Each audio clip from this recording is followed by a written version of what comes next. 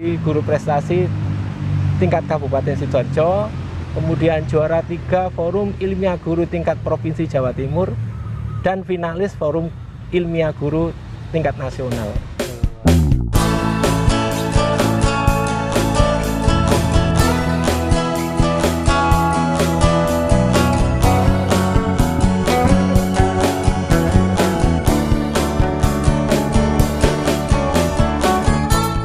Assalamualaikum warahmatullahi wabarakatuh. Waalaikumsalam warahmatullahi wabarakatuh. Alhamdulillah kita berjumpa lagi di dalam podcast Sobat Pendidikan Long Life Education. Nah, Sobat Pendidikan semua, di edisi kali ini kita berbincang-bincang dengan Bapak Huda. Nah, beliau guru di SMP 6 Sidoarjo, dan alhamdulillah beliau saat ini lolos seleksi sebagai kepala sekolah di SMP Negeri 4 Waru. Selamat nggih Bapak Huda nggih. Terima kasih Mas. Sehat Pak Huda? Alhamdulillah sehat. Alhamdulillah, terima kasih banyak Pak Huda sudah berkenan untuk berbagi cerita di podcast kami. Langsung saja ya Sobat Pendidikan semua, mari kita berbincang dengan Bapak Huda. Pak Huda, kalau boleh tahu nih, jenengan dahulu itu kok bisa memilih profesi sebagai guru, Pak? Terima kasih Pak Agus. Kenapa saya memilih profesi sebagai guru? Ini pengalaman di masa sekolah SD, saya menemukan sosok seorang guru yang hebat, yang dia pintar segala bidang, sehingga itu motivasi saya. Sayang di tengah perjalanannya beliau ada sedikit istilahnya perubahan, dia tidak harus menjadi guru, tapi ada tergantikan guru yang hebat lagi, ternyata lebih hebat, dan dia ngajarnya pun sangat menarik dan menginspirasi anak-anak. Itu yang pertama. Kemudian yang kedua, karena motivasi dari paman saya. Paman saya itu dari adik bapak saya, jumlahnya saudaranya bapak saya itu ada 8 orang, hanya satu paman saya yang menjadi guru. Kenapa ya paman kok bisa jadi guru? Akhirnya saya juga termotivasi jadi guru. Kemudian yang ketiga, ada motivasi guru saya di SMA. Guru itu menceritakan bahwa profesi guru itu menyenangkan. Kenapa? Karena setiap tahun yang kita hadapi itu anak-anak yang berbeda-beda. Yang dihadapi bukan benda. Akhirnya makhluk hidup yang bernama manusia itu setiap tahun berubah-ubah, sifatnya berubah-ubah. Akhirnya kita punya tantangan setiap tahun, ada perubahan itu. Jadi ada 4 itu yang menginspirasi saya. Iya. Terima kasih Bapak Huda.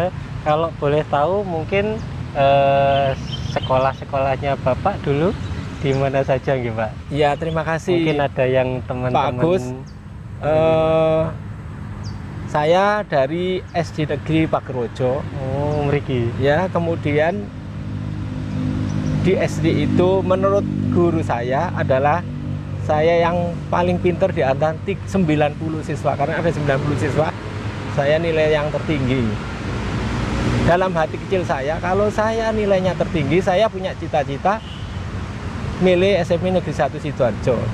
Tapi seandainya nanti saya di akhir pendidikan di SD itu nilai saya tidak peringkat 1, saya pilih SMP Negeri 3. Tapi begitu lulus, saya ternyata dinyatakan sebagai siswa yang terbaik, sehingga saya ikut seleksi tes tertulis di SMP Negeri 1 Sidoarjo. Tapi kegundahan saya, takut tidak diterima, saya akhirnya nyabang dengan MTS Negeri Sidoarjo. Di tengah perjalanan saat seleksi, ternyata saya ada pengumuman di SMP Negeri 1, ternyata saya satu-satunya siswa SD Pagerwojo waktu itu yang diterima di SMP Negeri 1 Sidoarjo. Kemudian setelah SMP Negeri 1 Sidoarjo, saya bekerja, belajar, bekerja. Jadi saya lanjut maunya ke SPG. Begitu saya dapat sekolah pendidikan guru yang nantinya jadi guru SD, karena memang cita-cita saya hanya guru SD. Tapi begitu saya dapat danem, tahu danem saya bagus waktu itu, kakak saya memarahi, kenapa kamu masuk SPG, tidak pilih SMA? Akhirnya saya nurut kakak saya milih SMA. Iya. Alhamdulillah diterima di SMA Negeri 1 Sidoarjo. Oh iya, iya. Lanjut setelah SMA 1 Sidoarjo, Iya.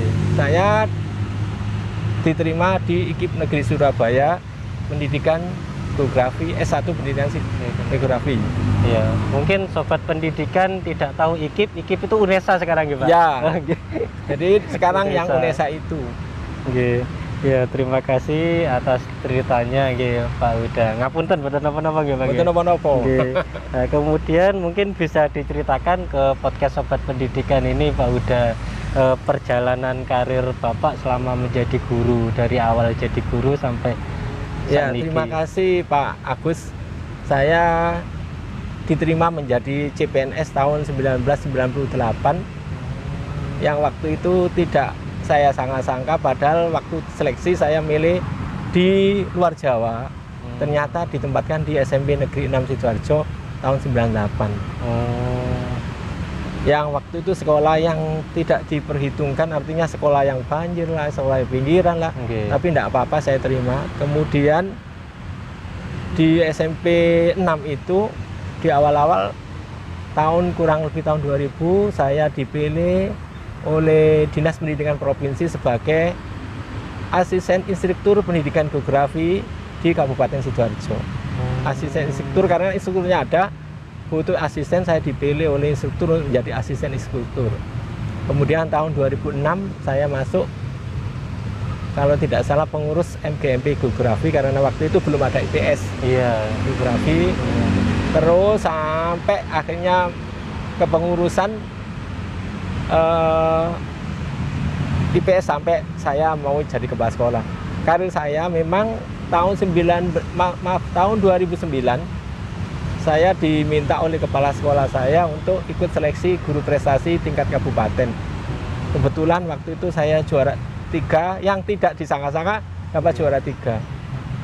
Tahun 2010 saya disuruh ikut, saya tidak mau, akhirnya saya pendam dulu. Kemudian tahun baru tahun 2014 saya menjadi guru prestasi tingkat Kabupaten Sidoarjo, kemudian juara 3 Forum Ilmiah Guru tingkat Provinsi Jawa Timur, dan finalis Forum Ilmiah Guru tingkat nasional. Wah, hebat Jadi sekali, waktu ya. itu menurut penilaian 10 besar tingkat nasional. Iya. 2014. Keren sekali Pak Huda. Enggak, ya itu hanya karena perjuangan kita untuk menjadi guru yang harus luar biasa, beda dengan guru yang lain. Iya. Terus ini mohon maaf ya Pak Huda ya, kan beberapa minggu yang lalu kawan-kawan di grup media sosial, di obrolan-obrolan itu kan istilahnya itu menanyakan ya, nanti yang jadi kepala sekolah si SMP ini siapa, kepala sekolah SMP ini siapa, kepala sekolah SMP ini siapa. Sepertinya ada greget gitu loh Pak Huda ya. Iya. Nah itu kemudian Pak Huda terpilih menjadi kepala sekolah di SMP Negeri 4 Waru. Nah mungkin bisa diceritakan proses seleksinya. Pak iya. Huda. Mungkin biar memotivasi sobat pendidikan yang menonton podcast ini. Iya, terima kasih Pak Agus. Saya masih ingat betul waktu itu tahun 2019 di akhir bulan Juni ada pengumuman tapi belum dipublish. Ada bocoran, saya mempersiapkan akhir bulan Juni tanggal 30-31 Juni itu saya mempersiapkan kalau seandainya nanti saya ditunjuk oleh kepala sekolah mewakili SMP 6 untuk seleksi guru. Ternyata begitu ada pengumuman itu ke forum atau istilahnya dipublish tanggal 17 Juli. Tanggal 17 Juli dipublish. Tapi saya sudah siapkan semua administrasi yang diperlukan tanpa sepengetahuan kepala sekolah. Baru tanggal 18, kalau tidak salah tanggal 18 itu saya diberitahu Pak harus ikut seleksi kepala sekolah. Pak Huda tidak ingin jadi kepala sekolah, tapi sayalah yang ingin Pak Huda jadi kepala sekolah. Loh kok saya Bu? Iya, karena menganggap bahwa saya itu mampu untuk menjadi kepala sekolah. Akhirnya tanggal 19 ditutup, saya sudah daftar 18. Akhirnya sambil menunggu baru ada pemberitaan, ada tesnya itu, ternyata saya dinyatakan lulus administrasi. Saya masih ingat betul itu, lulus administrasi tanggal 9 September, kebetulan bersamaan dengan ujian terbuka untuk istri saya untuk meraih doktor di UNESA di jurusan ilmu keolahragaan. Bersamaan dengan itu, sebelumnya saya tidak memberitahu istri kalau saya ikut seleksi kepala sekolah. Yang tahu hanya anak saya, karena saya memang lebih dekat dengan anak saya, sehingga anak saya ikut aja Pak, siapa tahu nanti jadi. Anak saya begitu. Akhirnya tanggal 9 itu, istri belum diumumkan hasil ujiannya itu, saya ada telepon, ada WA masuk di HP saya harus datang ke dinas hari itu juga di Surabaya. Saya posisi di Surabaya, hari itu juga jam 1 harus sampai di dinas. Pak Agus bisa membayangkan, saya tidak pakai kendaraan, istilahnya ke Surabaya itu naik Grab bersama keluarga. Kemudian karena istri sudah berangkat duluan sama anak, jadi naik Grab sama saudara saya ajak ujian di sana. Kemudian harus sampai di dinas jam 1, padahal waktu itu jam setengah 12. Jadi selesai pengumuman, istri jam setengah 1 dinyatakan lulus dari uji doktoral tadi. Akhirnya saya ke dinas, ternyata dinyatakan lulus dari sekian peserta lulus administrasi. Besoknya harus tes substansi di Surabaya. Jadi tes substansi di sana, saya rasa kalau substansi, kalau kita punya pengalaman di sekolah, menjadi wakil kepala sekolah, membantu ibu kepala sekolah atau bapak ibu kepala sekolah, saya rasa nanti bisa untuk menjawab dari tes substansi itu. Karena soalnya itu bersamaan dengan studi kasus yang ada di sekolah. Jadi terkait sama pengalaman. Iya, sama pengalaman dari itu. Saya rasa itu kemudian lanjut setelah beberapa hari kemudian, saya lupa tanggalnya berapa, akhirnya kira-kira awal-awal setelah September tadi, perkiraan 12, 13 itu, 14, 15 September itu, saya dinyatakan lulus bersama 13 calon kepala sekolah SMP. Kemudian ada kurang lebih 40 dari SD. Saya dinyatakan lulus, harus mengikuti diklat di Surabaya selama kurang lebih 1 minggu. Untuk ada tahap-tahapnya, ada OJL 1, diklat pertama, diklat kedua, nanti ada UJL, kemudian akhirnya di akhir Desember dinyatakan lulus dari istilahnya diklat kepala sekolah. Kepala sekolah. Tapi itu belum ditempatkan di sekolah mana? Belum. Ya, Bang, ya? Dinyatakan lulus dari diklat ya calon kepala sekolah pada akhir Desember. Nah, kebetulan waktu itu diklat pendampingan yang kedua. Pendampingan yang kedua saya ada masalah sedikit Pak Agus. Bukan masalah, itu harus menentukan pilihan. Ada 2 kegiatan yang sama-sama penting, yaitu karena harus membuat laporan itu harus didampingi oleh istilahnya itu seperti instrukturnya. Saya lupa namanya, nama instruktur saya bilang seperti itu. Saya harus memilih terpilih sebagai peserta Simposium Nasional di Hari Guru tingkat nasional tahun 2019. Saya masih ingat betul itu, waktu itu di akhir November. Harus bersama dengan pendampingan untuk laporan diklat kepala sekolah. Saya siapkan semua berkas-berkas, akhirnya saya izin ke Kabid PTK-nya di situ. Akhirnya juga izin dari koordinator instruktur. Oleh koordinator instruktur, yang penting ada surat tugas dari dinas, Pak Huda bisa ikut simposium Hari Guru tingkat nasional di Jakarta.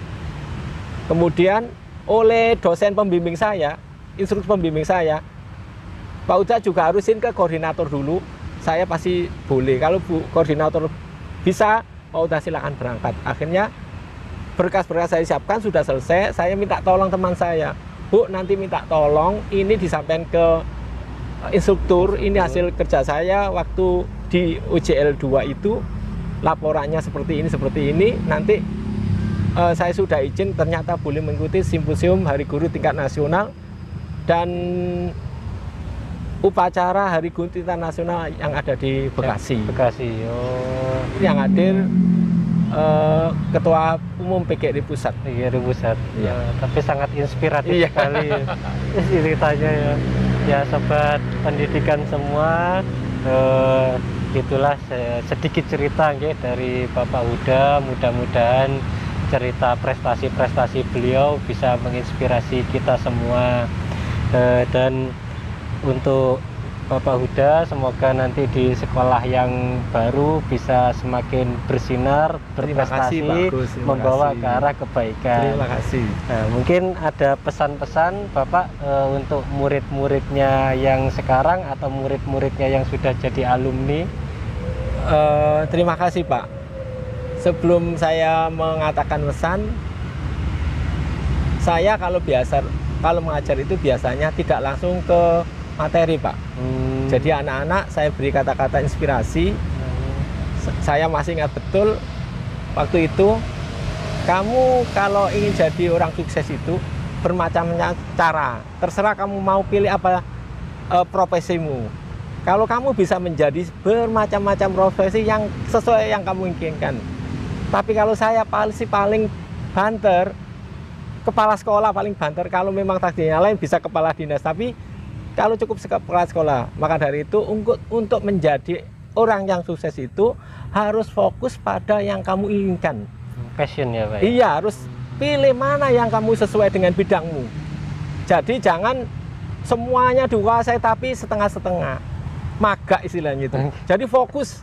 Kalau saya pengen jadi guru ya guru, bekerja guru dengan ikhlas, ya ikhlas karena memang kalau itu ikhlas dan ikhlas. Ya, ikhlas dan tuntas seperti itu Pak. Jadi fokus, nggak usah mikir yang lain-lain. Kalau memang jadi guru, jadilah betul-betul guru, bukan setengah-setengah. Jadi apapun jangan setengah-setengah. Seperti itu. Kerja keras dan fokus, ikhlas. Ya, itu Pak. Itu pesan untuk murid-murid ya. Nah, sekarang mungkin kami untuk guru-guru muda, adik-adik Bapak, junior-junior, murid-murid Bapak juga, mungkin ada pesan-pesan kepada kami agar tetap bisa bersemangat dan berprestasi seperti Bapak. Mungkin ada wejangan-wejangan dari jenengan. Terima kasih Pak Agus. Untuk guru-guru muda, teruslah belajar bagaimana menjadi guru yang profesional. Berkacalah pada guru-guru yang istilahnya lebih dulu menjadi guru. Kalaupun itu ada yang baik silakan dipakai. Kalaupun itu yang tidak ada yang ada yang tidak baik jangan dipakai. Kemudian tekuni bidang itu, misalnya jurusan apa, kuasai materi itu sehingga nanti akan membawa peserta didik itu senang pada kita. Kalau peserta didik senang pada kita, pada guru, insya Allah anak-anak itu nanti pasti akan yang terinspirasi. Oh, saya juga ingin jadi guru seperti bapak itu atau seperti ibu itu. Karena kita memang menguasai materi saat kita mengajar. Performanya. Kemudian istilahnya itu kalau anak sekarang itu tidak bisa dikeras-keras. Disiplin boleh, tapi jangan keras-keras. Apalagi sekarang kalau terjadi kekerasan sedikit, sudah tahu sendiri seperti apa. Jadi itu pasti nanti kalau memang anak-anak kita yang saat ini di era milenial ini beda dengan zaman kita. Saya dulu kalau jadi guru masih pakai tulis. Sekarang harus jelas menguasai teknologi. Kalau tidak menguasai teknologi, nanti pasti anak-anak akan berpaling pada kita. Malah dia akan berpaling ke alat komunikasi sendiri karena dia tidak bisa. Oh, gurunya akan disepelekan kalau tidak menguasai materi dan teknologi ditinggalkan oleh guru. Makanya memang sih kalau guru tidak bisa tergantikan oleh teknologi, tapi teknologilah yang membantu guru untuk istilahnya banyak proses pembelajaran pembelajaran yang menarik bagi siswa. Oke. Terima kasih banyak Pak Huda, pesan-pesan kepada kami. Untuk terakhir Pak Huda, mungkin harapan Bapak untuk pendidikan di Indonesia ini dan di Sidoarjo ini ke depannya, harapan Bapak nopo nggih? Harapan saya, meskipun kita itu istilahnya belajar, ilmu boleh kita kuasai, ya, teknologi kita kuasai, tapi jangan lupa akhlak yang baik, akhlak karimah yang harus kita pegang. Itu, kalaupun kita kuasai ilmu tapi akhlaknya kurang baik, pasti akan rusak. Terutama ajaran agama kita masing-masing. Kalau memang kita beragama, ya ikuti agama kita, jangan lalaikan perintahnya, misalnya jauhi larangannya, seperti itu. Jadi harapan saya berjalan, kalau kita ilmunya jalan, teknologi jalan, agamanya jalan, akhlaknya juga harus akhlakul yang karimah, berkarakter yang baik. Apalagi sekarang di kurikulum Merdeka, Bapak Menteri itu profil pelajar Pancasila. Karena kita negara Pancasila. Itu, terima kasih Pak Dwi. Ya baik, sobat pendidikan semua, demikian perbincangan kita dengan Bapak Huda. Terima kasih banyak atas inspirasinya Pak Huda. Sampai ketemu lagi di dalam episode selanjutnya di program acara podcast Sobat Pendidikan Long Life Education. Wassalamualaikum warahmatullahi wabarakatuh. Lembar yang telah kau tulis dengan tinta peluhmu menjadi rangkaian bait dalam untayan